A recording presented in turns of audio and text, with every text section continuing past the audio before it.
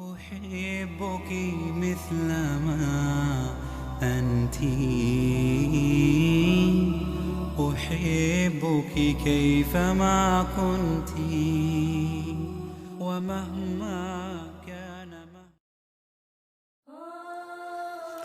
داستانی راز همسری که بعد از 45 سال فاش گردید.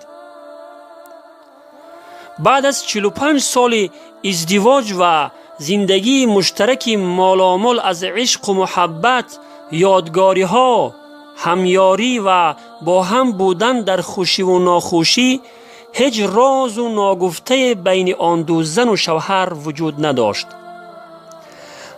ولی پیرزن صندوقچه ای را بر روی یکی از تاقچه های منزلش گذاشته بود و چند بار به شوهرش هشدار داده بود که نباید دری آن صندوقچه را باز نماید و به آن کاری داشته باشد. شوهرش نیز که به همسرش زیاد اعتماد داشت، از سؤال کردن و نگاه کردن به داخل آن صندوقچه خودداری کرده و به خاطر احترامی که نسبت به همسرش داشت، از پرسوپاس و کنجکاوی درباره آن صندوقچه خودداری می نمود. روزهای زیاد از عمر هر دوی آنها گذشته بود. پیرزن بیمار بود و دکتران از شفای وی امیدشان را کنده بودند و زمانی کمی را برای زنده ماندن وی تخمین زده بودند. شوهرش خیلی برایش ناراحت و غمگین بود. برای همین همه یادگاری ها و چیزهای قدیمی زن را پیش روی همسرش قرار داده بود تا به وسیله این کار زنش را به یاد گذشته بیاندازد و از فکر کردن درباره بیماری بی‌دوایش باز دارد. ناگهان چشمش به آن صندوقچه افتاد که در همان جای همیشگیش قرار داشت. آن را برداشت و برای همسرش آورد. وقتی پیرزنی بیمار صندوقچه را می بیند، با لبخند خطاب به شوهرش می گوید: حالا می توانی صندوقچه را باز کنی و درون آن را ببینی. وقتی مرد صندوقچه را باز می کند، می بیند که در آن علاوه بر کم پارچه و رشته و سوزن و مقدار زیاد پول که در آن گذاشته شده است، باز 2 عروسک پارچگین، یعنی لختکی که از متاع ساخته می شود، وجود دارد. مرد از همسری بیمارش سوال می کند که اینها چیست؟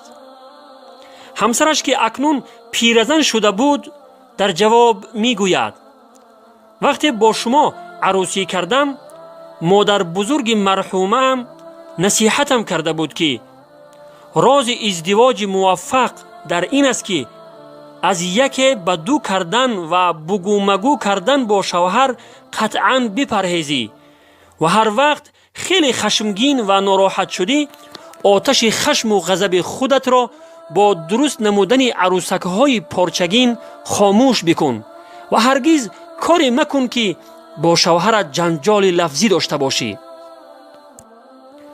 مرد که این سخنان را می شنود خیلی خوشحال می شود و می گوید: خدا مادر بزرگت را رحمت کند. از وقتی که با من ازدواج نموده ای تنها 2 بار خشمگین و عصبانی شده ای. به همین خاطر است که 2 عروسک در داخل صندوقچه است. سپس شوهرش می پرسد: راز عروسک ها را دانستم، ولی بگو که این پول ها چیست که در داخل آن است؟ پیرزن جواب می دهد: آن پول ها را از راه فروش عروسک ها به دست آورده ام.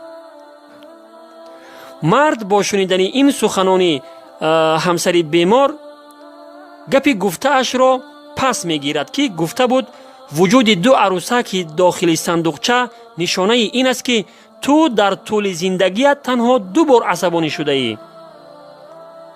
چرا که این همه پول بیانگری این است که او همسرش را خیلی بیشتر از 2 بار عصبانی نموده و در واقع او صدها عروسک درست کرده ولی بیشترشون را فروخته است. برای همین است که این همه پول درون صندوقچه جمع شده است. آره، او به وسیله ساختن عروسک‌هایش آتش خشم و غضب خود را خاموش می کرد و بدین گونه از یک بدو نمودن با شوهرش پرهیز کرده و خود و زندگیش را از این راه آرام نگاه داشته است و زندگی خوش و گوارا را پس سر کرده است. خواهر عزیز، اگر می‌خواهی که شوهرت تو را دوست دارد و هر دوی شما زندگی خوش و گوارا داشته باشید، هرگز یکی شوهرت را دو مکن. کاری مکن که شوهرت را به غضب می آورد. وقتی شوهرت غضبی و خشمگین است، چیزی جواب مده. وقتی خودت غضبی و خشمگین می شوی، به کار مشغول بشو و آتش خشم و غضب خود را با آن خاموش کن، نه با بگو مگو کردن با شوهر و سر و صدا کردن با او. اگر می خواهی آتش خشم و غضبت را در سر شوهرت خاموش کنی، خطا می کنی و عاقبت کار شما به جنگ و نزاع کلانتر و بعداً حتی به طلاق و جدایی می کشد.